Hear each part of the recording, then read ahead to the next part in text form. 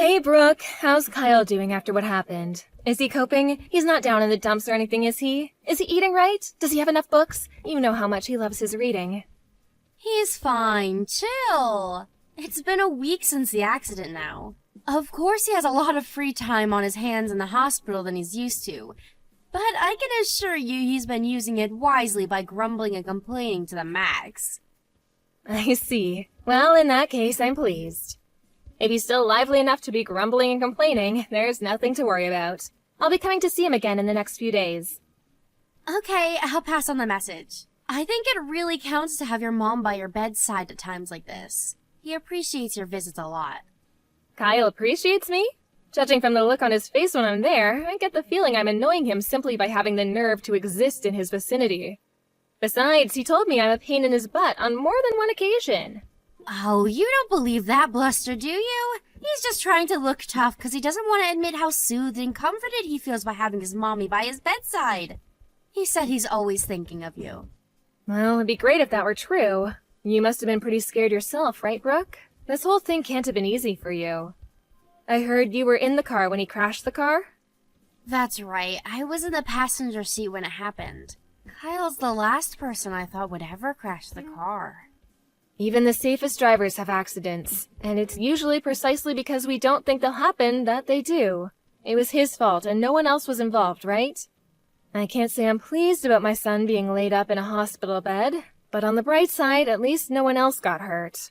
He only has himself to blame. We can't turn back the clock, but at least he can learn the valuable lessons that there are to be learned there. Right, I totally agree. He said he's gonna be taking a break from driving for a little while once he gets out of the hospital. How long did they say he'd be in for again? A month, right? Hopefully he has a long, hard think about his driving habits. Oh, believe me, he's already been doing some soul searching. I don't think he's under any illusions over who was to blame. Oh yeah, I forgot. I wanted to thank you again. We really appreciate you sending the money for Kyle's hospital stay. His insurance didn't cover it, so we would have been in a really bad situation without your help. Oh, don't be silly, I'm his mother. You can hardly afford to shell out that much yourself, could you? I know you said you've been struggling lately. It was nothing, really. But it was so sudden. I think Kyle feels guilty, and he wants you to know how grateful he is. Him crashing the car into a wall like that was pretty sudden as well. Besides, it's not like he did it on purpose. He has no reason to feel guilty. Sometimes life just throws curveballs at you, and what are mothers for if not dashing to the rescue and saving the day in a rush of heroic maternal glory? Fair point. Thanks for saying that. I couldn't agree more with everything you just said. To tell you the truth, it's actually kind of a pain in the ass how easily little things like this seem to play on his mind. Oh, it is? But, Brooke, dear, surely it's only natural he'd be upset after what he did. He's always had a strong sense of responsibility, and he hates feeling like he's being a burden on others. I think it's perfectly normal. But you just said he has no reason to feel guilty? I'm saying I agree with you. I keep telling him he has nothing to feel bad about. But he seems hell-bent on beating himself up over it. I can't help but to think he overthinks things sometimes. He's so goddamn sensitive. I actually felt a huge sense of relief when you just said what I've been thinking this whole time. So thanks for that. Sure, he might overthink things at times, but still. Don't you think it's more complicated than that this time? Huh? But you just said he shouldn't feel guilty. Wait, were you lying? What? Lying? No, of course I wasn't. It's just, how to put this? Just because I don't think he should feel guilty about what happened doesn't mean I think he should be nonchalant and indifferent towards it either. If anything, I'm proud of him for being so considerate towards others. Is there a problem with being nonchalant and indifferent when you've done nothing wrong? You're my mom-in-law, and that makes me your daughter. What's with this weird formality all of a sudden? Since when were you this stiff and reserved? You can speak your mind with me, you know. I see. Well, I suppose if that's how you feel about it, then you do you, sweetie. Right? I will. Okay then, it's settled. From now on, carefree is the word. Our days of fretting over trivialities are gonna be nothing but a distant memory. Right, got it. Alright, well, Brooke, I have some shopping to do now, so I'll speak with you later. Take care.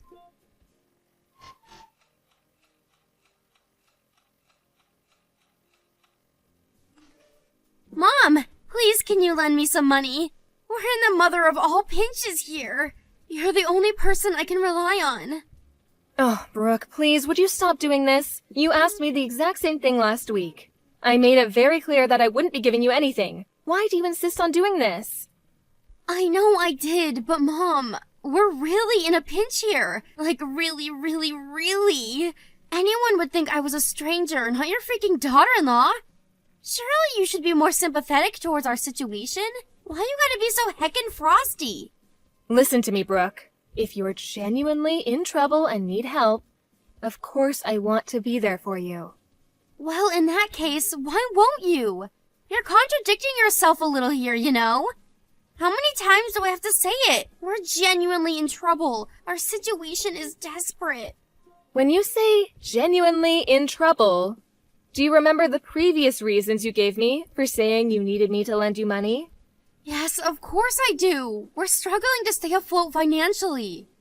Because vegetable prices have been going through the roof lately. Right. And the month before that, it was because the gasoline prices had gone up. What was it the month before? I forgot. Oh, yes, the electricity bill was soaring, right? I don't remember well either. But probably that. Everybody knows the cost of living has been going through the roof lately, and normal hardworking folks like us just can't get by as easily as we used to. Probably that. I see. Anyways, let's forget about that for a moment. What I wanted to ask you is, why don't you understand how unreasonable it is to come begging me for money every time your living expenses go up? How is that unreasonable? You're right, I don't understand at all. We're your family, and we're in trouble. You're the one who said it was your job as Kyle's mom to dash to the rescue and save the day when life throws curveballs at us. Surely helping us at times like this is the decent, moral, and obvious thing to do? It's not that I don't want to be there for you. The problem is that every time you ask for money, it's for the smallest, pettiest things. Think about it. If I have to come to the rescue every time your outgoings go up slightly, it'll never end. Kyle's got out of the hospital and went back to work months ago. It's not like you two are on one salary anymore. I never heard anything about either of you taking a pay cut either. Look, dear, I know we're in a cost of living crisis, but how can you suddenly be in the mother of all pinches just because cucumber prices went up? Surely, if you two do some brainstorming together, you can figure out a way to get through this somehow. I'm asking you precisely because we can't cope without your help. Why won't you believe me? You're horrible. You lent us money without so much as a single complaint before. What changed? I sent the money back then because my son had been in a car accident. That was an emergency. Surely you see the difference between a car crash and the things you're asking me to open my purse for every month these days? I get that. Look, I don't know exactly how much Kyle brings home every month, but you've never had any problems like this until recently, so I could ask you the same thing. What changed, Brooke? You'll be fine if you just tighten your belts a little. You know, like eating out less, canceling things like Peeps Flick subscriptions, making sure the lights are turned off, that kind of thing. This is hardly rocket science. It must be nice to have the luxury of saying all these things from a position of complete financial security. Life isn't so easy for us mere mortals, you know. Yes, that's right, I know. You're sitting on a tiny little nest egg in that savings account of yours, aren't you? I see. I take it you heard from Kyle? He let it slip after he had a few beers the other night. I'm pretty sure he didn't mean to tell me. It's real nice to know how trusted I am in this family. Like, geez, thanks for sharing, Mom. Anyway, if you have so much money, what's the issue with lending us a few cents here and there to help us get by when times are tough? Why does it have to turn into this big drama? Just quit complaining and hand over your bank card already. You do know that my savings and your household finances are completely unrelated, don't you? Just because I have money does not mean I'm obliged to give it to you. What kind of logic is that? Besides, if you're really in as much trouble as you say you are, why are you the only one who ever comes begging to me like this? If times are so tough, why haven't I heard so much as a word out of Kyle? Duh, isn't it obvious? He's way too proud to admit we're struggling. How's he supposed to feel like the man of the house if he has to beg his mommy for pocket money? In that case, you won't have any problem with me confirming all this with him directly, will you? You know that your finances are in such dire straits that you have to beg your mother-in-law for money several times a month? Oh, come on. There's no need to do that, and you know it. That's just mean-spirited. Think about how it would make your son feel. The bottom line here is that you need to learn to overcome life's challenges by yourselves. If you rely on others at the first sign of trouble, not only will you have no problem-solving ability of your own, but you'll be finished as soon as the support dries up. I have absolute faith in you both to get through this and to become stronger people for it. If you accept and understand all of the above, and you still say you're in desperate trouble, I'll be here for you. But just because we're not at risk of being homeless this week doesn't mean we're not in trouble. Do we have to be on death's door before you start caring about us? You know, all of this time you spend asking me for money could be spent figuring out how to improve your situation. Less talk, more action. First, do what you can. If after that you tell me you're still hopelessly in trouble, I'll consider helping you after discussing things with Kyle. Fine, I understand. Sorry for being so persistent. Don't worry about it. I'm grateful for your understanding. I understand things aren't easy for you right now. But you can't go through life relying on others all of the time. If you did, you really would end up in the mother of all pinches when no one was there to save you.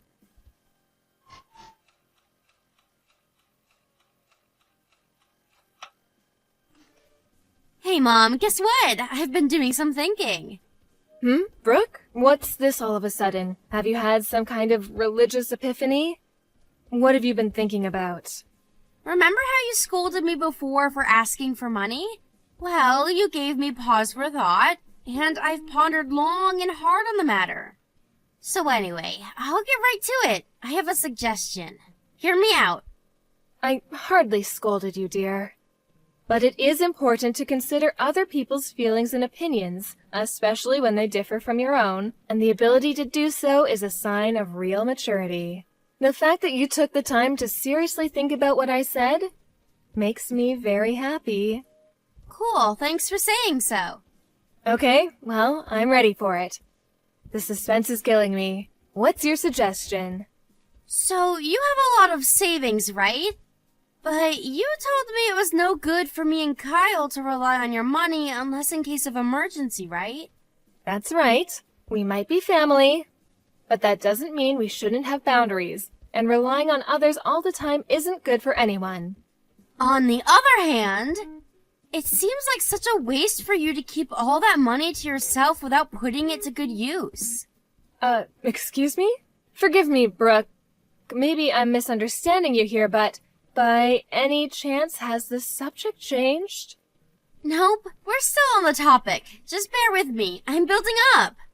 Where was I? Oh yeah, you said it yourself. It's no good to rely on others too much, right? That's why I think we should move in together. What? I'm sorry, but I don't understand this at all. What on earth led you to that conclusion? Think about it. If we move in with you and we all live together, we'd all be on the same team. You lending us money wouldn't count as us relying on others anymore. It wouldn't? That's right, it wouldn't. And actually, scratch lending. If we all lived under the same roof, there would be no our money or your money, because we'd all be contributing to the same pot. Your money would become everyone's money. I can't believe I didn't think of it sooner. Let's do it. Let's live together. Hold your horses, Brooke, please. Don't you see how absurd what you're suggesting here is? I don't understand your logic at all. No, I can't and I won't. It's not happening. Why not? Surely living with us would give you more peace of mind, too. Ah, that's it. You're worried about the housework, aren't you? No. Not wanting my son and daughter-in-law to move in with me has nothing to do with the housework. Do you have no inkling of how ridiculous what you're asking me to do is? Relax. You don't need to worry at all. I won't interfere with you doing the housework one bit. I'll never get in your way. In fact, I bet you won't even know I'm there half the time. I just told you that isn't the point. Hey, wait a sec. Are you saying you want to move in with me but don't intend to do any housework? I am, but trust me, this makes sense. Think about it. Me and Kyle have only been married for a year, right? Which means I'm still learning the ropes as a housewife. There's still a lot of stuff I'm not sure about, and a lot of things that don't come naturally to me yet. You, on the other hand, are a veteran with decades of experience. Not only would it be rude of me to assume I could do even half as good a job as someone as skillful as you, but it'd also be way more efficient if you did it all for us. Oh, good grief. Alright, you listen to me, Brooke, and I'm aware of how rude this will sound, but I just don't care anymore. I'm so disgusted with you, I struggle for words. That's not important right now. What's important is that we move in with you ASAP and live together as one big happy family. So what do you say? We'll handle stuff like having our things sent over on our end. You moved house last month, right? I don't know your new address yet. Could you tell me it? This conversation is pointless. There's no getting through to you. I take it Kyle is aware of this little scheme of yours. I'll discuss the matter with him directly. What are you talking about? Kyle doesn't know anything about this. Wait, what? Are you being serious? You're talking about moving house and your husband doesn't know? Yep, that's right. To tell you the truth, the idea only just came to me and I got excited. I just had to pitch the idea to you straight away. But relax, it's fine. I'm certain Kyle's gonna be on board with it. He's smart after all. Wow, Brooke, wow. Were you always like this? I don't even know how to respond.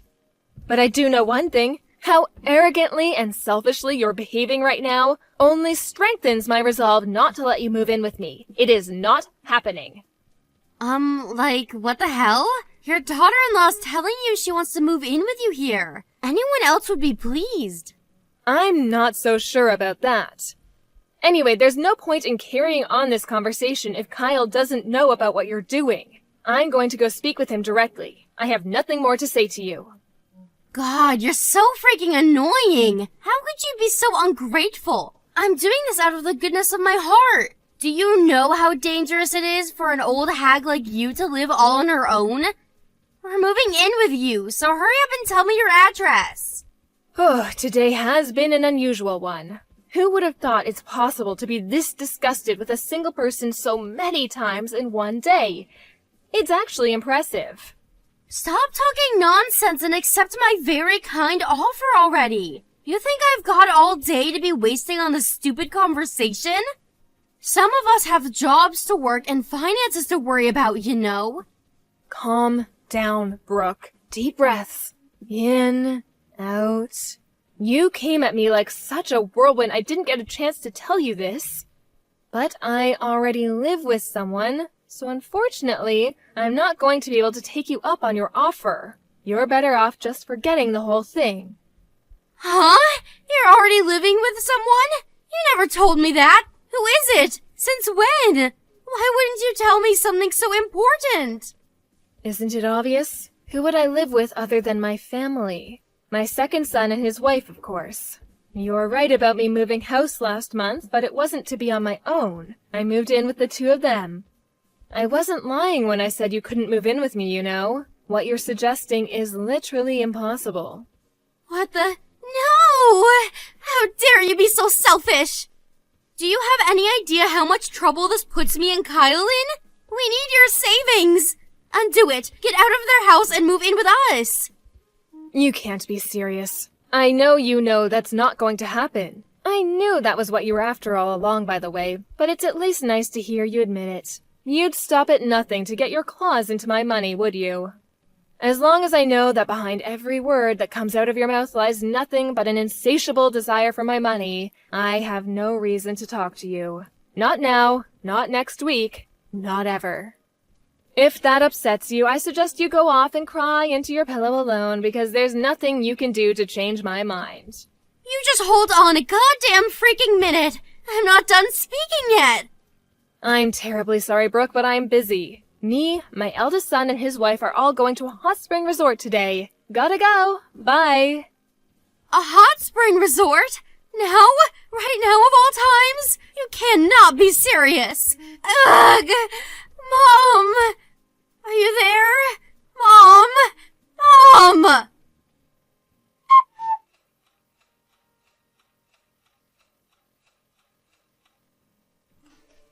Brooke, you came to our house yesterday, didn't you?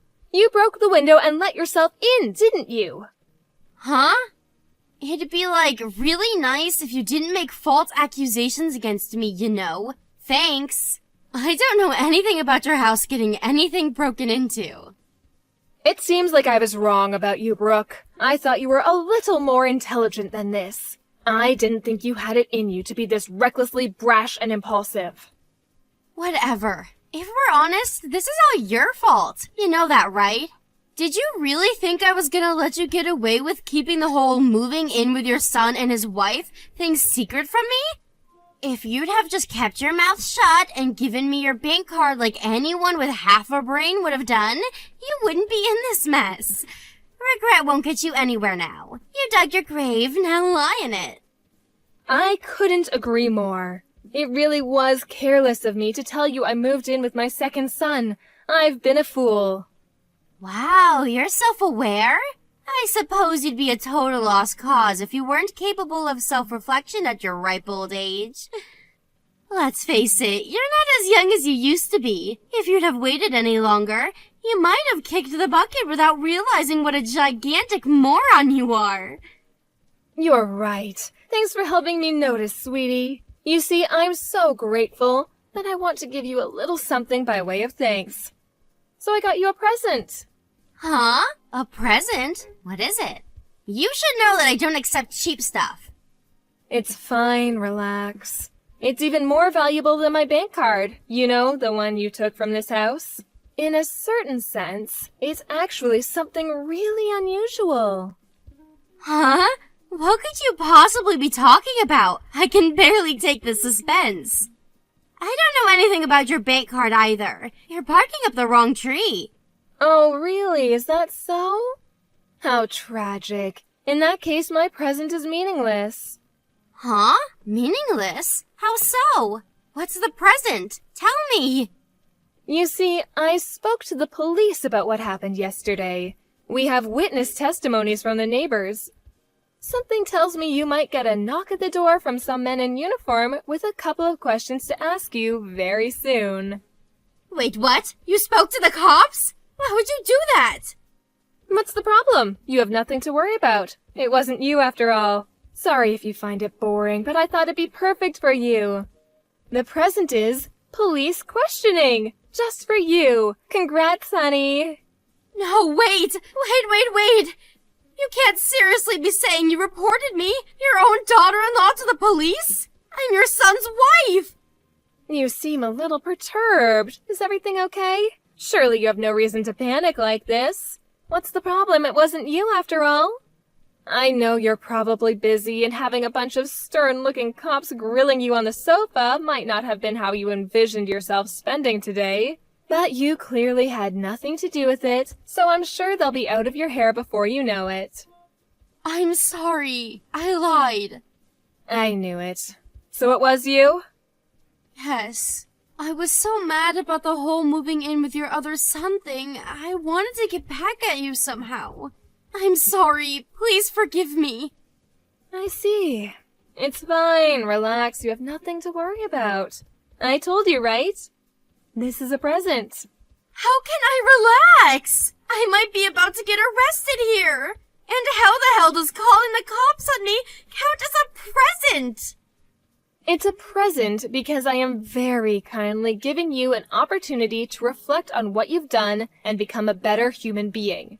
So why don't you have a long, hard think about your behavior and fix that rotten personality of yours? That's what me and Kyle want you to do. We both have high hopes for your rehabilitation. We'd be over the moon if you accepted it with some gratitude, because this is the last present you'll ever get from this old hag.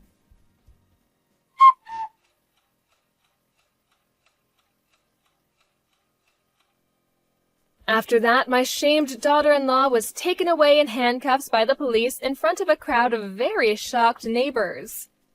I know I told her she was only going to be questioned, but that was because I didn't want to panic her so much she tried to escape. Between the witness testimonies from the neighbors and the footage from the surveillance camera my son installed in the garage, she didn't have a leg to stand on, and her arrest was basically a foregone conclusion at the moment I reported her. My son Kyle divorced his criminal of a wife as soon as he found out what she'd done. I hope she uses this as an opportunity to reflect, but I'm not holding my breath.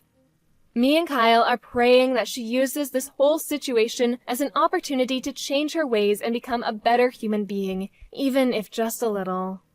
That said, even if she does repent and change her ways, even if she becomes a shining bastion of all that is good and virtuous, we'll never know because she's no longer a part of our lives. She can get by on her own now.